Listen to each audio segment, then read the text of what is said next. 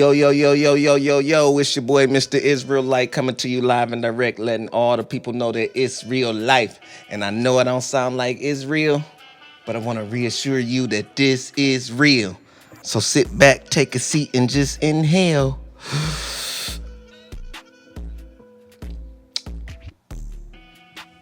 Yeah, and then exhale, because I don't want to see none of my people. Inhale, man.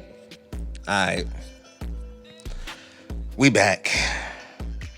I'm picking up on the series, my Iran series, just to give everybody some insight. I want to give a disclaimer. I do not watch these videos prior to watching it with you.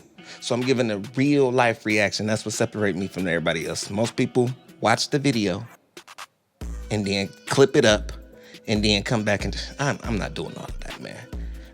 I'm finding time throughout my day to shoot this in the first place, This is not my full-time job. I'm doing a lot. I'm doing music. I got an actual job. I got a child to raise. I need to go to the grocery store. I got to do the banks. I got to, think tank. I need my relaxation time. I need a lot. I'm the one-man band man. I'm doing a lot by myself. So, on this episode of the Iran, if you haven't checked this is the third installment. So, volume 3, part 3, whatever. On this one, if you didn't see the other two, go back and watch those two first, because it's leading to this one. If you don't want to, you can just watch this one, whatever. This is the biblical take. I gave what was actually going on in the media on part 1. On part 2, I was giving what people were personally saying about these things, and people who were actually over there and seeing certain things and giving their takes on what's going on. I gave my take, and then this was the historical biblical accuracy of Israel and Iran. By the way, I stay in the United States. All right, this is the United States of Israel. I just want to tell you. Anyway, I'm going to go ahead and pop up the video real quick. Let me go and pop up the video. We're going to review. Pow!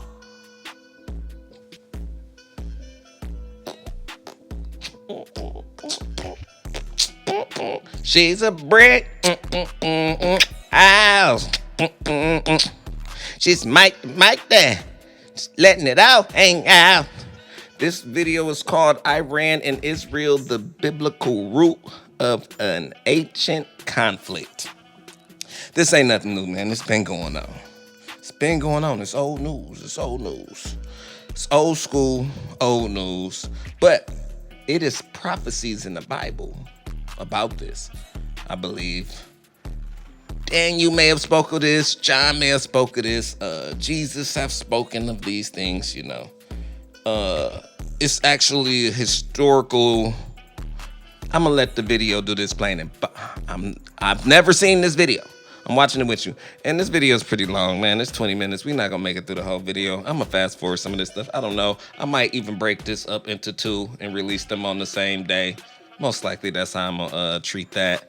But let's go ahead and get into it and see what these people have to say. I'll butt in like I always do, and give my take on what they saying, or if I have a better way of breaking some of this stuff down, if I feel like they're not doing a good enough job, or if I got a tidbit here and there, I'll interject, okay? But I try to make it quick, because I could talk your ears off. All right, now, let's go. Let's play the video. Iran is undoubtedly one of the most mysterious countries in the Middle East, a land rich in symbolism, deeply connected to ancient history, and replete with biblical references. Located near ancient Assyria and near what many scholars believe was the Garden of Eden, Iran is fascinating both for its ancient civilization and for the contemporary conflicts that often put it in the news. But have you ever stopped to think, where does the intense hostility between Iran and Israel come from? What is the root of this resentment that seems to span centuries and resist the test of time? In this video, we go beyond the headlines and current geopolitics.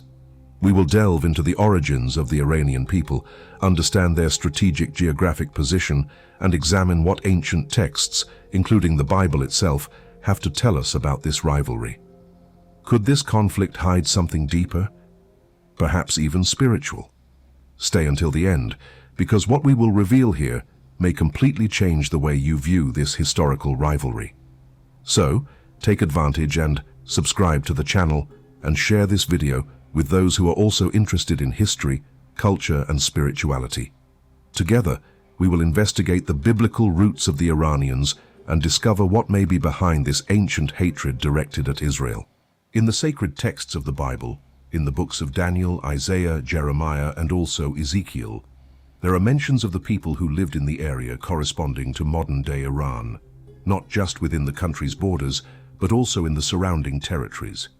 This people, or perhaps these two peoples, or simply the various groups who inhabited the region, are described as descendants of Madai, as recorded in Genesis 10. But who exactly were these peoples? They were the Medes and the Persians. Many may question the ancestral figure of the Persians according to the biblical narrative. The ancient Jews were well aware of the ancestry of the Medes and Persians according to biblical genealogies. In fact, even before the arrival of the Persians in the region that now comprises Iran, a significant part of the country's south was already inhabited by various Semitic tribes. Originally in antiquity, the Iranian peoples, or Aryans as they were known. Pause. I do not support the biblical look of these people. I don't know who these people are, all right? I do not know who these people are. They look like the people more that's there now than they were there that were then there then, all right? I can't stand by it. Including the Medes and the Persians, were the true inhabitants of this region. However, before them, or at least contemporaneously with them, lived an even older people, known both in the Bible and to historians, the Elamites. The Elamites are recognized in the biblical narrative as descendants of one of the most notable sons of Shem, one of the patriarchs of the Semitic peoples, with Elam being that son.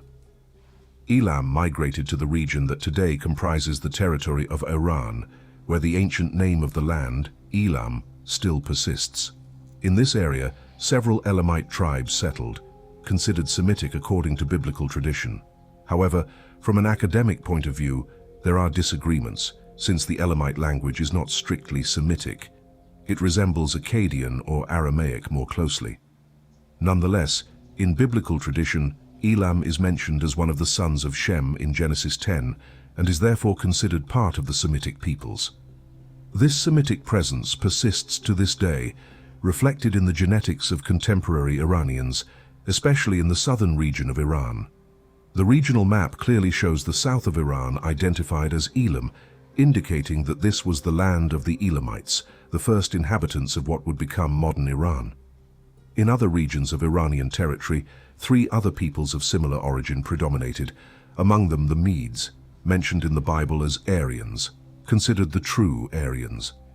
Thus, modern Iranians are a mixture of these ancient peoples, Semitic and Aryan, but they still strongly maintain the heritage of the Aryan tribes. But after all, who exactly were these tribes that gave rise to today's Iranians? It's important to understand that the Medo-Persian Empire and the Aryan peoples did not constitute a single people, but rather a grouping of peoples with the same origin.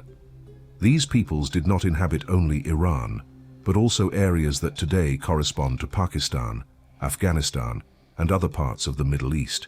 They share an ancestral genetic and cultural heritage, originating from the ancient Median peoples known as Aryans.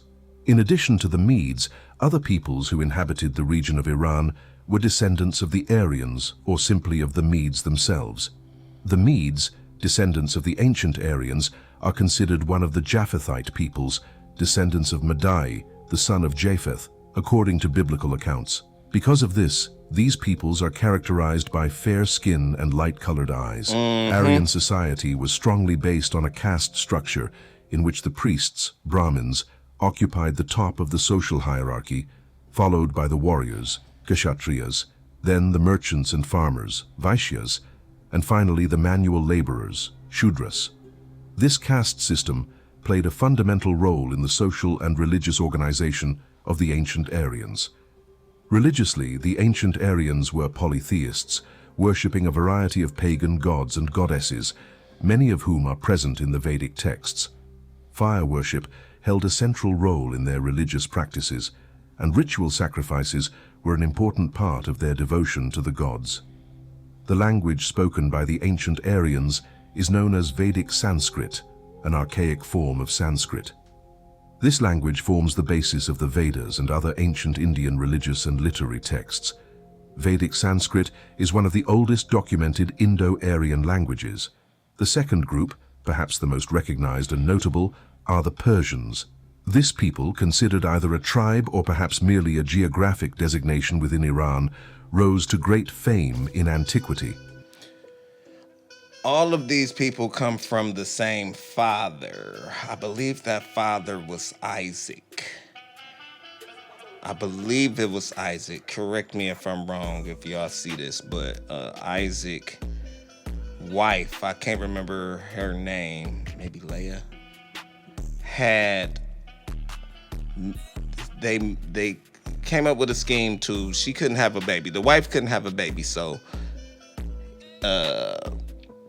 God promised her a baby, but she couldn't never conceive, and the baby had an anointing and a promise on its life, right? But she made one of the housemaids, she made him sleep with one of the housemaids. She got pregnant, had the baby 9 months later, and Isaac, I think it's Isaac. I'm just going to say Isaac, but follow along the story. He's trying to be in the baby life and be a good father. By the way, this was his wife's plan. This was her scheme. He didn't want to do it. He's like, whoa, what? Okay, well, if this is what you want, if this was going to make you happy, I'll do it. Bottom line, he did it. He tried to be in the baby's life. She got jealous of the housemaid. It's like, all right, you got to send her off. I take my plan back. I don't like this no more. It's making me feel away. He like, yo, you want me to kick that's my son. I love him. So he didn't want to do it, but for his wife. He's like, all right. They sent them away. They sent the wife,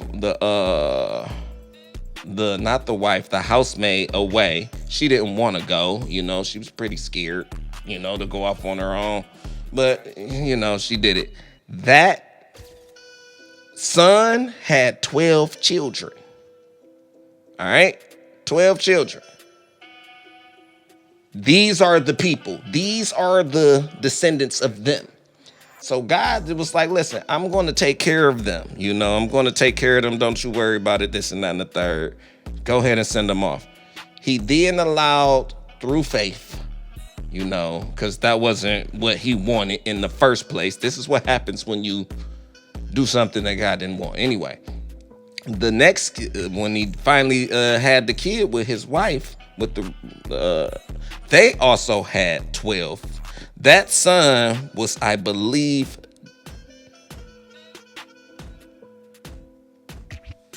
was it Jacob? Anyway, no, it wasn't Jacob. No, it might have been. It might have been Jacob. That son might have been Jacob, right? Jacob is Israel. Jacob had 12 children. Those are the 12 tribes of Israel. So now you got the illegitimate 12 and the legitimate 12. God's chosen what he originally purposed and originally wanted. That's where we are. That's where we are. I just want you to know who these people are and how they got here. This is how I know what color they were originally. But things happen. Other people mix, this and that and the third, blase splee, whitewash. The Persians are often referred to by modern Iranians by that name, Persians, a term preferred over others like Iranians. In addition to the Persians, there was another Iranian tribe, the Medes, also known as the Parthians. These tribes formed the population of the region both in antiquity and into modern times. The Aryan peoples, or Medes, spoke different but related languages. All of these Aryan or Iranian tongues are classified within the Indo-European or Japhethite language family. Interestingly, in the book of Daniel, when a mysterious hand appears in chapter 5, it is interpreted as the hand of God, writing a message that only the prophet Daniel was able to read and interpret for those present. In that message, there is a reference to the Persian people and to the Medo-Persians. The predominant language in Iran is Persian, also known as Farsi. This language is essentially the same as that used in the writing found in chapter 5 of the book of Daniel. In that chapter, the prophet Daniel translated the inscription for the Babylonian people, which included experts in ancient languages, yet none of them could decipher the text. Daniel provided a translation in Aramaic, which read, Mene, Mene, Tekel, Parsin, meaning that the kingdom would be divided and handed over to the Medes and the Persians. Modern Iranians are a mixture of various ethnic groups, including the descendants of Madai, son of... Didn't I just say that? The mixing? But Israel tribes didn't really, do a lot of that at first. of Japheth, as described in some ancient traditions, such as the Book of Jubilees. According to that tradition, Madai, the father of the Medes and Persians and descendant of Japheth, married a woman from the lineage of Shem, as recorded in the Book of Jubilees. Shem had many sons and daughters, and one of his daughters married Madai, becoming the mother of all these peoples. By the way, the Book of Jubilees is trusted. All right. Argue with your mama. Enoch, trusted. Argue with your mama. Whether this story is literal or symbolic cannot be definitively said, but it is certain that the Elamites, who were Semites, intermingled extensively with the Medo-Persian peoples. That is why in Iran it is common to find people with European features such as light eyes and fair skin. On the other hand, there are also people with Semitic traits similar to those of other Middle Eastern peoples like Iraqis and Saudis. The Persians, in turn, are considered of Iranian origin, descendants of Madai and Japheth. Many of them have an appearance similar to that of Europeans, and the Persian language shares some linguistic similarities with Germanic languages, such as English. For example, the English word mother in Persian is madar, and father in English closely resembles padar in Old Persian. These are just a few of the linguistic similarities between Persian and English, both of which belong to the Indo-European language group. You can also observe the word brother in Persian, baradar, which bears a striking resemblance to its English counterpart, highlighting an Indo-European linguistic connection. These are just a few of the linguistic affinities between Persian and other Indo-European languages, especially English, which is of Germanic origin. There are several other similar connections, though a more comprehensive exploration would require more time and space. Linguistically, there is a clear relationship, although historically, the Elamite peoples exerted influence, resulting in remarkable ethnic diversity, particularly in southern Iran.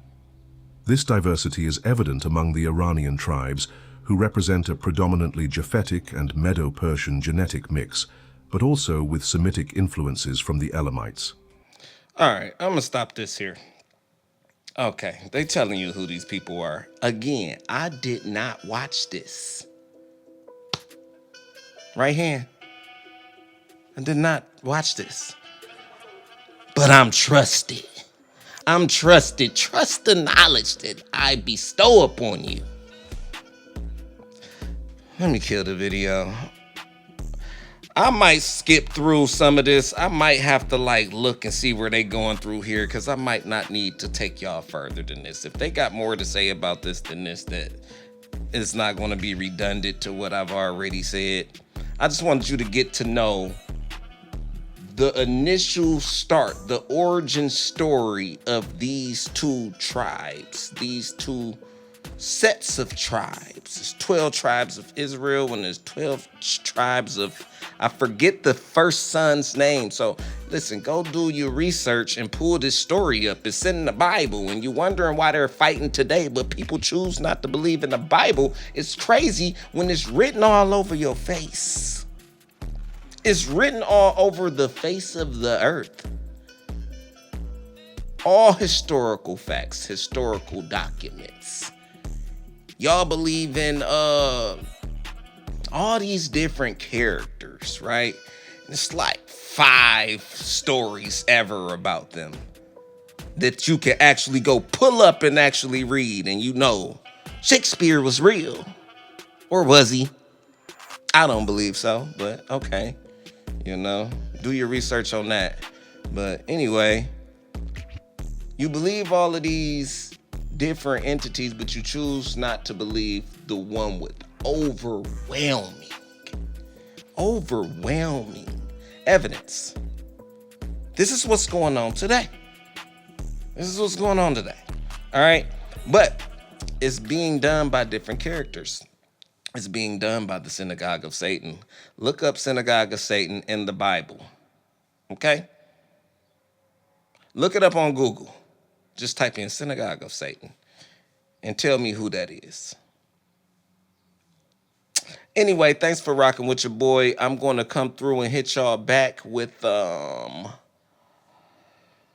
by the way, synagogue is a church. So it's basically saying the Church of Satan. There are people, and they're on the earth today. Anyway, by the way, my name is Mr. Israelite, right? Just to be clear,